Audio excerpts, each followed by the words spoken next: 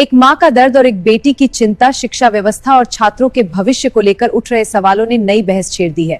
आखिर क्या है पूरा मामला? पूरी रिपोर्ट केवल कोशी वॉइस पर।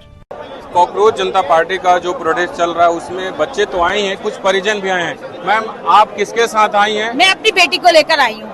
अभी 13 साल की लड़की है, 9th क्लास में है, लेकिन मैं भी इस एजुकेशन सिस्टम से बिल्कुल बेकार एजुकेशन सिस्टम है। 8th क्लास में CBSE ने अपना सिलेबस चेंज किया।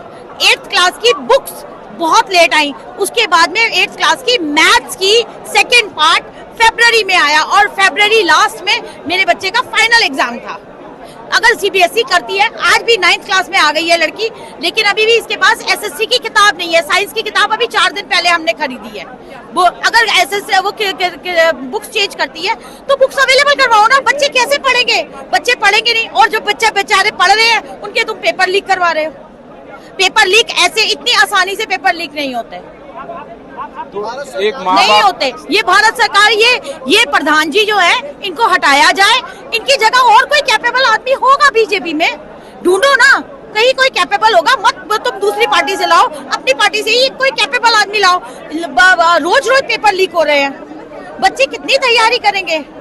एक माँ के तौर पे आपकी चिंता है कि भविष्य में? बिल्कुल, भविष्य में। मेरे बच्चे का तो अभी 4-5 साल बाद नंबर आना है, तब भी मेरे को इसकी चिंता है। मैं आज गर्मी में उसको भी लेकर आई हूँ, क्योंकि नहीं, हम नहीं बर्दाश्त कर सकते, नहीं कर सकते। हमारे बच्चे एक बार पेपर इतनी मुश्किल दे देते हैं।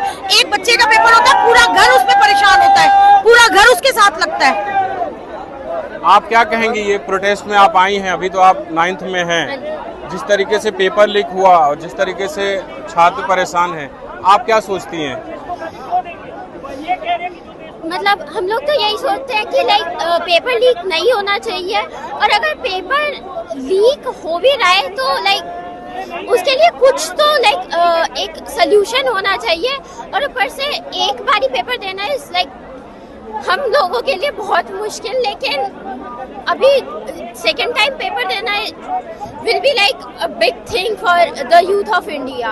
एक पेपर लीक हुआ, बताइए, और एक जो पेपर कैंसिल हुआ CUET का, क्या हुआ? वो क्या सरकार कहाँ देख रही है? सरकार से एक सिस्टम नहीं संभाला जा रहा।